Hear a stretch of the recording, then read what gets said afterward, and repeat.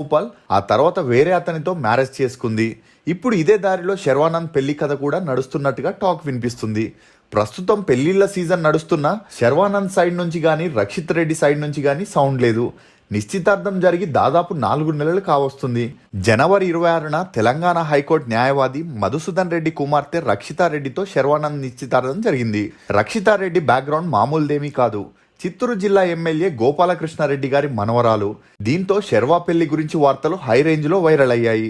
అసలు శర్వానంద్ పెళ్లిపై ఆసక్తి చూపించకపోవడానికి గల కారణాలేంటి? శర్వానంద్ అనారోగ్య సమస్యల వల్లే అన్ని సినిమా షూటింగ్స్ ని క్యాన్సిల్ చేస్తున్నాడా? సింగర్ స్మితాతో శర్వానంద్ సీరియస్ రిలేషన్షిప్ లో ఉండి బ్రేకప్ చేసుకోవడానికి గల కారణాలేంటి?